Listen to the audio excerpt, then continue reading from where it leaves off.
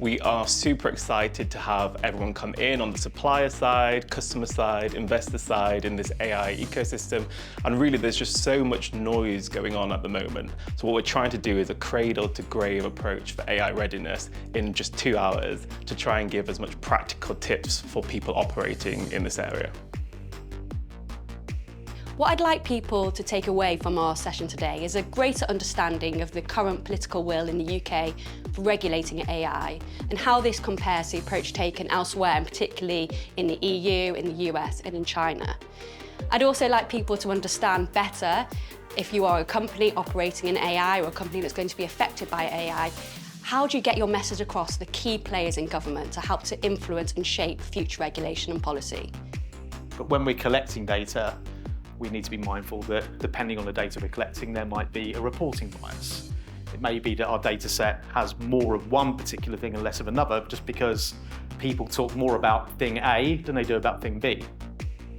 When we're talking about designing AI systems in a way that's compliant and ethical, the most effective way we've really seen that done so far in the market is through a real genuine collaboration between suppliers, customers and the regulators.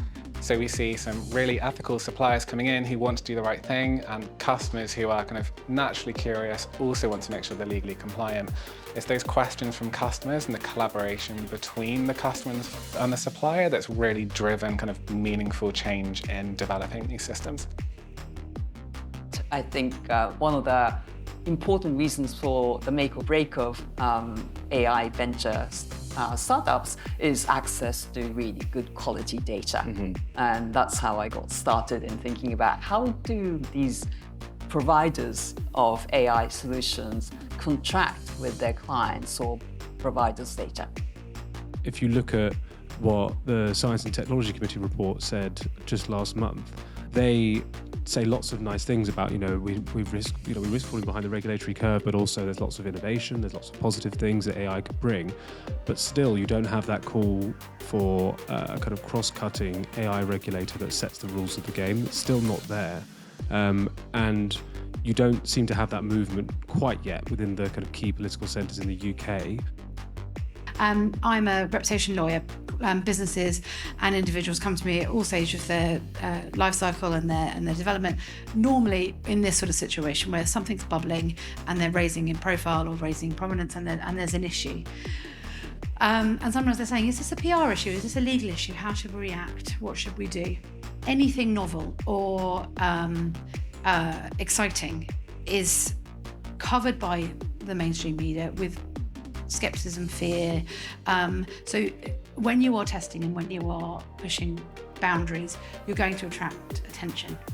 AI businesses need to be even more alive to preparing and thinking about where these situations and these areas of scrutiny may arise, particularly if taking on investment, particularly if going out to the market and showing yourselves as innovators. The key takeaway from today was really to approach AI with an open mind and ensure that we collaborate and communicate with all the right stakeholders, including actually liaising with your law firms to discuss with them what is the best way to be readily prepared for AI and to have a proactive approach.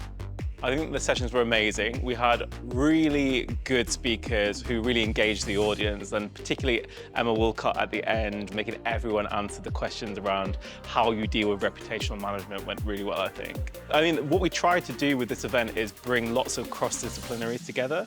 I think that is instantly a learning experience because there are lots of things that Katie Colton on the politics and law side does, and Emma Wilcott on the reputational management side that I am never really engaged in the same way. So I learned a lot about how to influence legislation and also what to do when things go wrong.